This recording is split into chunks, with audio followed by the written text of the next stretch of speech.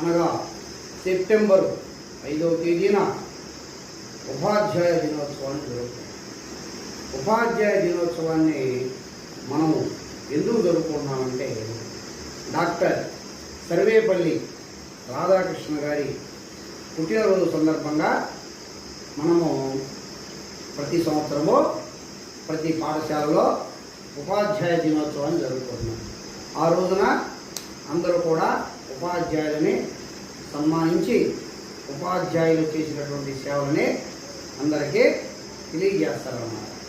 మరి సర్వేపల్లి రాధాకృష్ణ గారి పుట్టినరోజు నాడే మనం ఎందుకు ఉపాధ్యాయ దినోత్సవాన్ని జరుపుకుంటున్నామో అసలు ఆయన ఎవరో మనం తెలుసుకుందాం.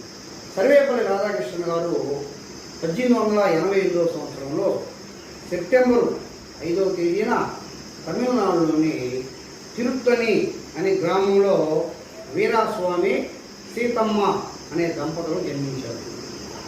సర్వేపల్లి రాధాకృష్ణ గారు చిన్నతనం నుంచి కూడా చదువులో అమితమైన తెలివి కలవారు, అమితమైన ప్రతిభను చూపేవారు. ఆయన ప్రతిభను చూసి ఉపాధ్యాయులు ముగ్ధులయ్యేవారు.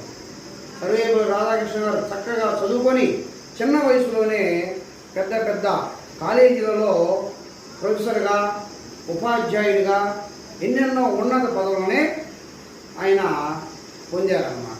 అంతేకాకుండా విద్యలో ఎన్నో సేవలు అందించారు. విద్యకు సంబంధించి భారతదేశానికి విద్యలో తత్వశాస్త్రం అనే గ్రంథాన్ని రచించారు.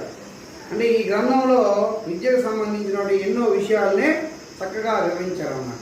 ఒకసారి సర్వేపల్లి రాధాకృష్ణ గారిని ఒక అతను, సార్ మీరు ఇక్కడ ఇండియాలో ఉండాల్సిన వారు కాదు, భారతదేశంలో ఉండాల్సిన వారు కాదు, మీరు ఆక్స్ఫర్డ్ యూనివర్సిటీలో కానీ చదువుకుంటే మీకు ఇంకా మంచి గొప్ప పేరు వస్తుందంటే సర్వేపల్లి రాధాకృష్ణ గారు అప్పుడు ఏమన్నారంటే, నేను ఒకవేళ ఆక్స్ఫర్డ్ యూనివర్సిటీకి వెళ్తే నేను విద్యార్థిగా వెళ్ళను, ప్రొఫెసర్గానే వెళ్తాను అని. అంటే సర్వేపల్లి రాధాకృష్ణ గారి మన దేశం అంటే అంత గొప్ప గౌరవం అన్నమాట.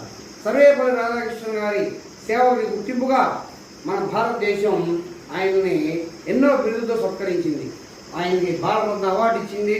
అదే మాదిరిగా మన భారతదేశానికి సర్వేపల్లి రాధాకృష్ణ గారు మొట్టమొదటి ఉపరాష్ట్రపతిగా పనిచేశారు, రాష్ట్రపతిగా పనిచేశారు. ఇలా ఎన్నో పదవులని ఆయన సర్వేపల్లి రాధాకృష్ణ గారు పొందారన్నమాట. సర్వేపల్లి రాధాకృష్ణ గారు 1995 సంవత్సరంలో ఏప్రిల్ 17వ తేదీన మరణించారు.